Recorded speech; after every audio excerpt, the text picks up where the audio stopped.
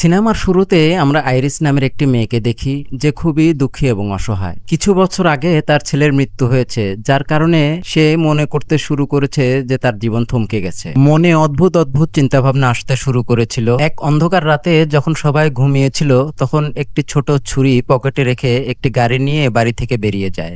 সকাল হলে সে একটা পাহাড়ি এলাকায় গিয়ে পৌঁছায়, যেখানে তার ছেলেকে কবর দেওয়া হয়েছিল। মৃত ছেলের সাথে কিছু আবেগপূর্ণ কথা বলে। এখন সে তার জীবন নিয়ে খুশি নয়। সে হাঁটতে হাঁটতে পাহাড়ের কিনারায় পৌঁছে যায় এবং সেখান থেকে লাফ দেওয়ার জন্য প্রস্তুত হয়। তখনই একজন পুরুষ এসে পড়ে। পুরুষটি বুঝে গিয়েছিল যে আইরিস নিজেকে শেষ করতে চায়।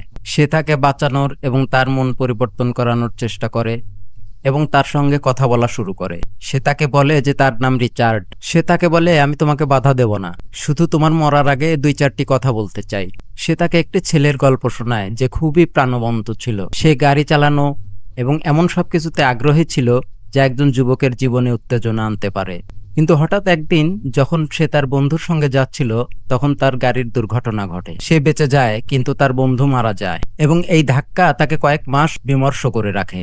সে যখন এই ধাক্কা থেকে ফিরে আসে, তখন সে বুঝতে পারে যে তার পরিবার তাকে খুব ভালোবাসে এবং তার সুস্থ হওয়ার জন্য অপেক্ষা করছে। সে তখন বুঝতে পারে যে সে তার জীবনকে ধ্বংস করার মাধ্যমে কতটা ভুল করছিল। সে আইরিসকে বলে, এই গল্পের উদ্দেশ্য শুধু এটাই বলা যে কেউ মরতে চায় না, শুধু দুর্বল কিছু মুহূর্ত আমাদের এখানে নিয়ে আসে। এখন তুমি চাইলে মরতে পারো, আমি চলে যাচ্ছি। এটা বলার পর সে চলে যায়, কিন্তু কথাগুলো আইরিসের মনের উপর প্রভাব ফেলে। সে মরার ইচ্ছা ত্যাগ করে তার গাড়ির দিকে ফিরে যায়। সেখানে গিয়ে সে দেখে যে রিচার্ড তার গাড়িটি ঠিক তার পাশেই পার্ক করেছিল, যার কারণে সে তার গাড়ির দরজা খুলতে পারেনি। রিচার্ড তার গাড়ি থেকে একটি ছাতা নিয়ে তার কাছে আসে। সে বলে, আমি তোমাকে দরজা খুলতে সাহায্য করছি।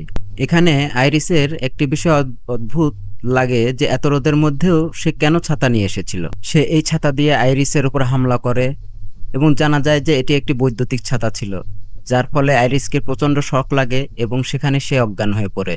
তার সামান্য যেটুকু জ্ঞান ছিল তাতে সে অনুভব করে যে রিচার্ড তার হাত পা বাঁধছে। এরপর সে তাকে তার গাড়িতে ছুঁড়ে ফেলে।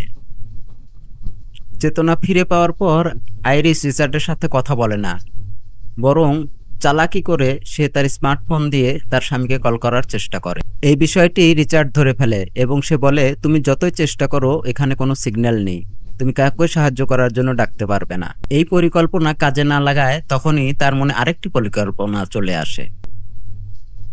সে রাতে বের হবার সময় তার পকেটে একটি ছুরি রেখেছিল। আইরিস চুপিসারে সেটি বের করে এবং সেটা দিয়ে তার হাতের বাঁধন কাটার চেষ্টা করে। শব্দ হতে পারে ভেবে তাই সে ক্রমাগত রিচার্ডের সাথে কথা বলতে থাকে।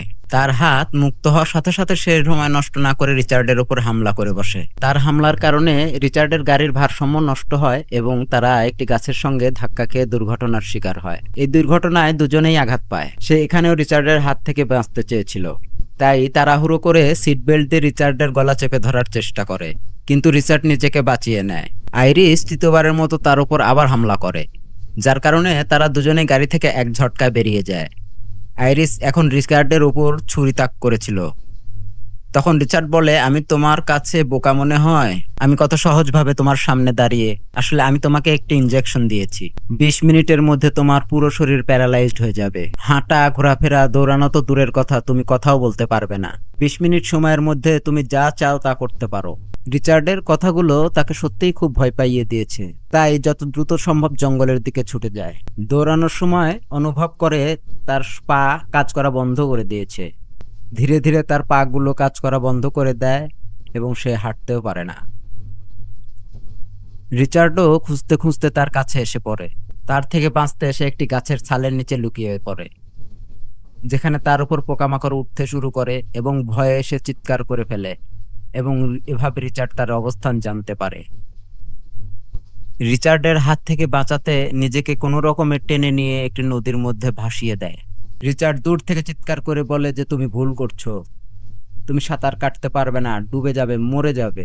কিন্তু আইরিস তার কথাগুলো ভ্রুক্ষেপই করে না। সে সত্যিই সাঁতার কাটতে পারছিল না, কিন্তু জলের স্রোতের সঙ্গে সে নদীর অন্য পারে পৌঁছে যায়। কিনারা অনেক কাছেই ছিল। সে হিসাব করে দেখে পুরো শরীর প্যারালাইজড হওয়ার জন্য মাত্র মিনিট খানেক সময় বাকি আছে।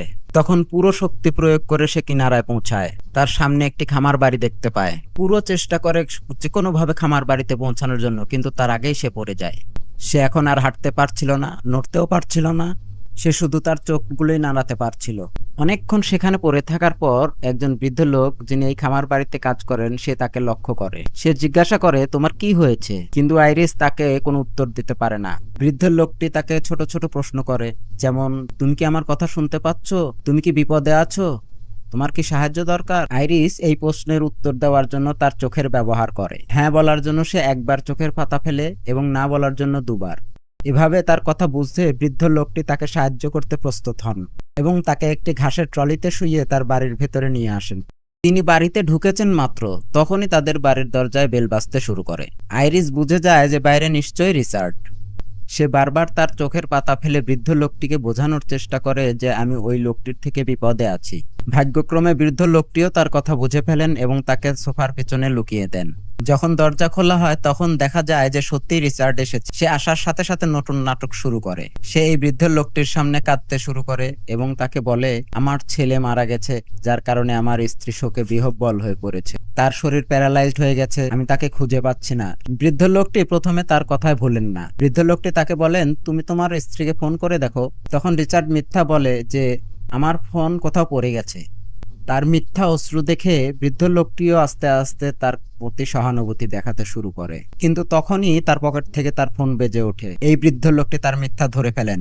তখন রিচার্ডও তার আসল চেহারায় বৃদ্ধ লোকটির কাছে প্রকাশ করে। সে বৃদ্ধ লোকটিকে বলে, ঠিক আছে, যদি তুমি আমাকে চিনতে না পারো তাহলে সত্যি সত্যি বলো তুমি আইরিসকে দেখেছো কিনা। বৃদ্ধ লোকটি তাকে তাড়ানোর জন্য পুলিশকে ফোন করার হুমকি দেয়, কিন্তু রিচার্ড তার উপরই হামলা করে। কিন্তু সে জানতো না যে বৃদ্ধ লোকটি তার থেকে অনেক বেশি শক্তিশালী। বৃদ্ধ লোকটি তার সঙ্গে ভালোই লড়াই করেন এবং তাকে প্রচুর মারতেন। এমনকি রিচার্ডের শক্তিও অর্ধেক হয়ে যায়। তিনি রিচার্ডকে নিচে ফেলে পুলিশকে ফোন করতে যাচ্ছিলেন, কিন্তু তখনই রিচার্ডের হাতে একটি ছুরি এসে যা সে বৃদ্ধ লোকটির পায়ে ঢুকিয়ে দেয়। ব্যথায় কাতরাতে কাতরাতে যখন বৃদ্ধ লোকটি পড়ে যায় তখন রিচার্ড তার পা থেকে সেই ছুরিটি বের করে তার পেটে খারাপভাবে ছুরিকাঘাত করে ঘুরিয়ে দেয় এবং ব্যথায় কাতরানোর সময় বৃদ্ধ লোকটি সেখানেই মারা যায়। আইরিস সোফার পিছন থেকে তার চোখ দিয়ে সবকিছুই দেখতে থাকে। যা ঘটছিল তা খুবই আসলে খারাপ ছিল। এই বৃদ্ধ লোকটি তার কারণে মারা গিয়েছিল। এখন রিচার্ড যেহেতু ফেসে গেছে, সে একটি খুন করে ফেলেছে। এইসব প্রমাণ লুকানোর জন্য সে কেরোসিনে তেলে ভরা একটি পুরো ক্যান এই বাড়িতে ঢেলে দেয় এবং এখান থেকে এই বাড়িতে আগুন লাগিয়ে বাইরে চলে যায়।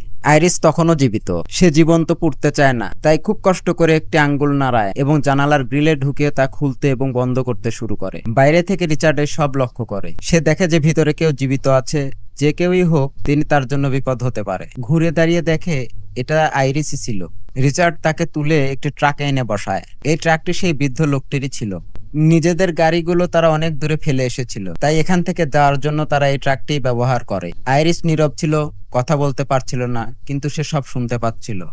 রিচার্ডের কাছে তার মেয়ের ফোন আসে। সে তাকে বলে, বাবা, আমি তোমাকে খুব মিস করছি, তাই আমি এবং মা তোমার কাছে আসছি। রিচার্ড তাদের বলে, না, এখনো আমার কাজ শেষ হয়নি, এখন তোমরা আমার কাছে আসতে পারবে না। কিন্তু এখন তার মেয়ে খুব জোর দিচ্ছিল। তারা তার কথা মানে না এবং তাকে বলে, আমরা এখনই আসছি। এই বিষয়টায় রিচার্ড খুবই উত্তেজিত হয়ে পড়ে। এই উত্তেজনায় তার একটি দুর্ঘটনা ঘটতে ঘটতে থেমে যায়। বরং এর থেকেও খারাপ ঘটনা ঘটে তার সঙ্গে। তার গাড়ির জ্বালানি শেষ হয়ে যায়। পেট্রোল ভরার জন্য সে একটি ফুয়েল স্টেশনে আসে এবং আইরিসকে একটি টুপি পরিয়ে দেয়, যাতে কেউ তার মুখের অভিব্যক্তি দেখতে না পায়। আইরিস তার হাতের পুরো শক্তি লাগিয়ে সিট বেল্ট খোলার চেষ্টা করে, কিন্তু শরীর প্যারালাইজড হওয়ার কারণে তার হাত যতটুকু নড়ছিল তাও অনেক বড় ব্যাপার ছিল। এখানেই সে একটি ছেলেকে দেখে যার বয়স প্রায় তার ছেলের মতো হবে। এটা দেখে সে খুব বেশি আবেগপ্রবণ হয়ে পড়ে। ছেলেটিও তাকে দেখে বুঝতে পারে যে সম্ভবত তিনি কোনো বিপদে আছেন। সে আইরিসের কাছে কিছু জিজ্ঞাসা করার আগেই ছেলেটির মা এসে তাকে সেখান থেকে নিয়ে যায়। এই মহিলা বুঝে গিয়েছিলেন যে আইরিসের সঙ্গে কিছু গোলমাল আছে, তাই তিনি পেছন থেকে পুলিশকে ফোন করেন এবং এই গাড়ির নাম্বারও তাদের জানিয়ে দেন। সে গাড়ি চালিয়ে সেখানে নিয়ে আসে যেখানে সে তার গাড়ি পার্ক করেছিল। সে গাড়ি ঘুরিয়ে তার বাড়ির দিকে নিয়ে যেতে চেয়েছিল, কিন্তু তা করার আগেই সেখানে একজন পুলিশ অফিসার এসে তার গাড়ি থামায় এবং তাকে বলে যে তার গাড়ি সম্পর্কে একটি অভিযোগ এসেছে। রিচার্ড আত্মবিশ্বাসের সঙ্গে তাকে বলে, না, আপনার কোনো ভুল ধারণা হয়েছে, এখানে সবকিছুই স্বাভাবিক, আমি আমার স্ত্রীর সঙ্গে জার্নি করছিলাম। তখন অফিসার বলেন, ঠিক আছে, আমি কি আপনার স্ত্রীর সঙ্গে কথা বলতে পারি? আইরিসের মুখ দেখে একটি শিশুও বলতে পারবে যে তার সঙ্গে কিছু গোলমাল ছিল। রিচার্ড অফিসারকে বলে সে এখন মাতাল হয়ে আছে, তাই সে এমন করছে। তাদের কথা বলার মাঝে কোনোভাবে আইরিস জানালা নামাতে সফল হয়। অফিসার এটি দেখে তার কাছে যায়। তখন সে পুরো শরীরের শক্তি লাগিয়ে কেবল মৃদু কণ্ঠে বলতে পারে, সাহায্য করুন।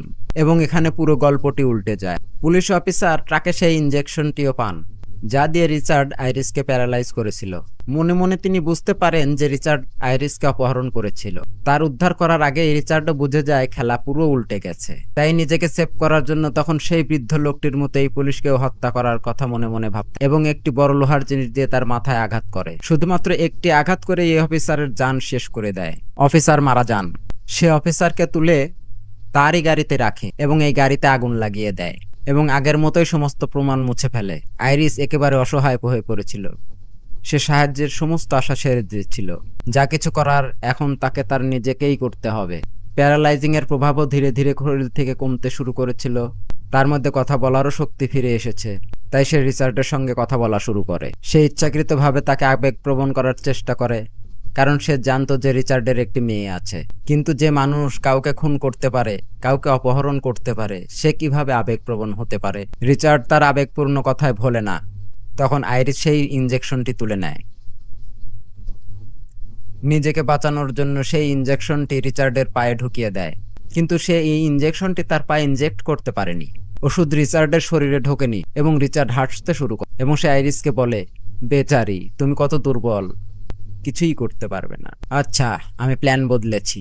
আগে আমি তোমাকে আমার বাড়িতে নিয়ে গিয়ে মারতে চেয়েছিলাম, কিন্তু সেখানে তো আমার পরিবার আসছে। এখন আমি ভেবেছি যে আমি তোমাকে নদীতে নিয়ে গিয়েই মারবো। সে বলে যে আমি তোমাকে অনেক যন্ত্রণা দিতে চেয়েছিলাম, কিন্তু এখন আমার পরিবার আমার সব পরিকল্পনা নষ্ট করে দিয়েছে। সে তাকে নিয়ে নদীর তীরে পৌঁছায় এবং তাকে টেনে একটি নৌকায় বসিয়ে দেয়। আইরিস অর্ধেক শরীরের শক্তি নিয়ে সেখানে বসেছিল। নিজেকে বাঁচানোর জন্য এখনো কিছু না কিছু ভাবছিল। তখনই সে রিচার্ডের পিঠে একটি ছুরি দেখতে পায়। তার মনে একটি নতুন প্ল্যান চলে আসে। সে রিচার্ডের সামনে কান্নার নাটক শুরু করে এবং রিচার্ডকে বলে, আমার প্যান্টের পকেটে আমার ছেলের ছবি আছে। আমি মরার আগে তাকে শেষবার দেখতে চাই। তুমি কি আমার পকেট থেকে সেই ছবিটি বের করে দেবে? রিচার্ড হাসে, কিন্তু সে তার কথা মানতে রাজি হয়। সে তার কাছে আসে এবং যেই সে নিচু হয়, তখনই আইরিস সময় নষ্ট না করে তার পিঠ থেকে ছুরিটি বের করে তার গলার নিচের দিকের হৃৎপিণ্ডের দিকে ছুরিকাঘাত করে। এর ফলে সে পাগল প্রায় হয়ে যায়। আইরিসকে মারার জন্য সে তার বন্দুক বের করে, কিন্তু আইরিস তার বন্দুকটি ছিনিয়ে নেয় এবং তাকে গুলি করে, যার কারণে সে পানিতে পড়ে যায়। আইরিস খুশি হয়, সে তার শত্রুকে মেরে ফেলেছে, একজন খুনিকে মেরে ফেলেছে। তার জীবন এখন বেঁচে গেছে। কিন্তু সম্ভবত বিপদ এখনো কাটেনি, কারণ সে দেখে যে সে যে নৌকায় ছিল সে নৌকায় গুলি লাগার কারণে ছিদ্র হয়ে গেছে এবং পানি দ্রুত নৌকার ভিতরে ঢুকছে, যার কারণে আইরিসও এর ভিতরে ডুবে যেতে শুরু করে। সে নড়তে পারছিল না, কিছু করতে পারছিল না, কারণ তার শরীর এখনো অর্ধেক প্যারালাইজড ছিল। কিন্তু ভালো ব্যাপার হলো যে শরীর প্যারালাইজড থাকার কারণে সে মৃতদেহের মতো উপরে ভেসে ওঠে এবং কিছুক্ষণের মধ্যে তার শরীর স্বাভাবিক হওয়ার সাথে সাথে সে সাঁতরে কিনারায় পৌঁছে যায়। সে হাসতে শুরু করে। সে বিশ্বাস করতে পারছিল না যে সে নিজেকে একজন সাইকোপ্যাথ খুনির হাত থেকে নিজেকে বাঁচিয়েছে। সে খুশি হয়ে ওঠে এবং যখন সে এখান থেকে চলে যাওয়ার জন্য প্রস্তুত হচ্ছিল, তখনই দেখে যে রিচার্ডও অন্য কিনারা থেকে বেঁচে বেরিয়ে আসছে। তাকে দেখার জন্য সে তার কাছে যায়। সে তখনও জীবিত ছিল, কিন্তু আহত। সে তার শেষ নিঃশ্বাস নিচ্ছিল। আইরিস চাইলে পুলিশকে ডাকতে পারত, কিন্তু সে তার প্রতিশোধ নিতে চেয়েছিল। সে তাকে সেখানে যন্ত্রণা পেয়ে মরতে ছেড়ে সেখান থেকে চলে আসে এবং এখানেই সিনেমাটি শেষ হয়।